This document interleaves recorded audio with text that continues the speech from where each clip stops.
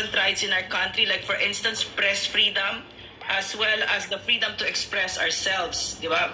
Freely express ourselves. Naramdaman namin, na-experience namin yan ni Eric personally nung kami ay dinetain illegally ng Martin Romualdez-led Congress. Na syempre, wala man lang kaming narinig ni isang salita or hininga galing sa Pangulo ng Pilipinas. No?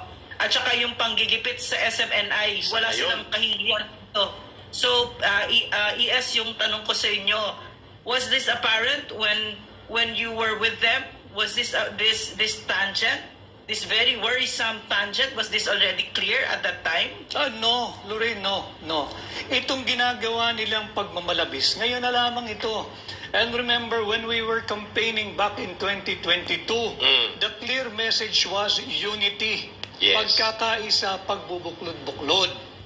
Tell me now, is this unity? Yun, klaro. Walang unity dito. At ginagamit nga nila yung batas sa maling pamamaraan. They have resorted to lawfare. At ngayon naman, itinutulak tayo sa bingit ng warfare. So mula sa pag-weaponize ng batas against their perceived political enemies and critics, kagaya na nangyari kay Pastor, sa mga Duterte, sa SMNI, at ngayon kay Governor Hubahib at iba pa, yung sinasabi mo, mula doon sa weaponization of law, na tinanong ni Ma'am Lorraine ang opresyon na ito, napupunta ngayon sa military posturing or warfare and warmongering. Ma'am, go ahead. Pa-follow up lang kay ES, ang nag-sign nung suspension order para kay Governor Hubahib, which is a highly beloved political figure in Mindanao. I have worked with him very closely, and he really, truly is a man of the people. Yes. A rare politician. Talagang nagsisilbi ito sa bayan. Kasama namin siya sa mga indigenous peoples, and he is the major reason why the insurgency has really been crippled here in Mindanao. Kasi nga, good governance talaga siya. So, the sitting ES right now, Lucas Bersamin, signed that suspension order.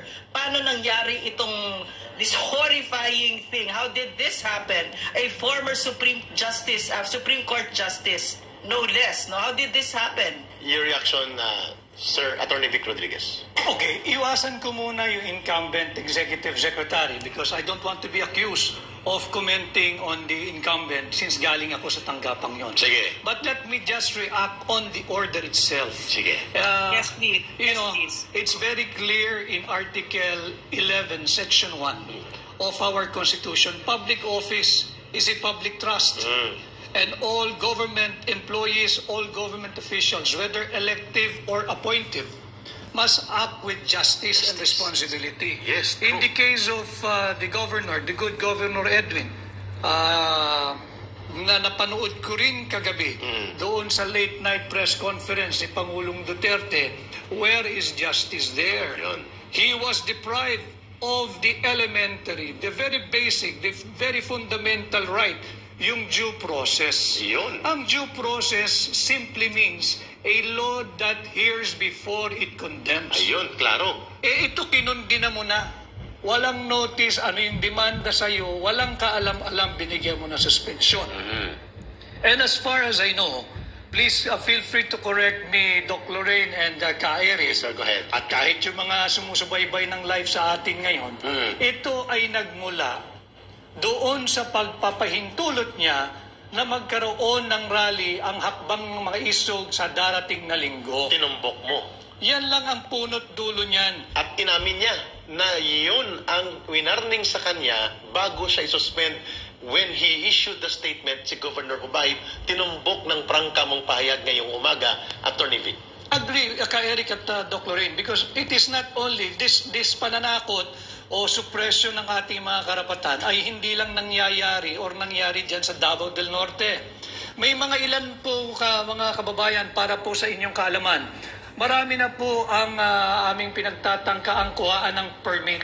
In fact, under the law, there is this settled case in the Supreme Court. Yes, go ahead. Pagdating sa isang malayang pagpapahayag, basta't ito ay payapa, you don't even need to secure a permit. Tama. All you have to do is ganon. notify the LGU, whether that's a city, provincial, or municipality. And coordinate doon. I-coordinate mo lang na magkakaroon kami rito ng payapang pagtitipon, and constitutionally guaranteed yan eh. Yes. Yung right to call on the government na ito yung aming hindi pagsang-ayon sa inyong mga polisiya. Tama. Ito ay nangyayari na sa iba't ibang probinsya na kung saan tayo ay nagpaplano ring magpahayag dito sa ginagawa nating hakbang ng maisog, Doc Lorraine.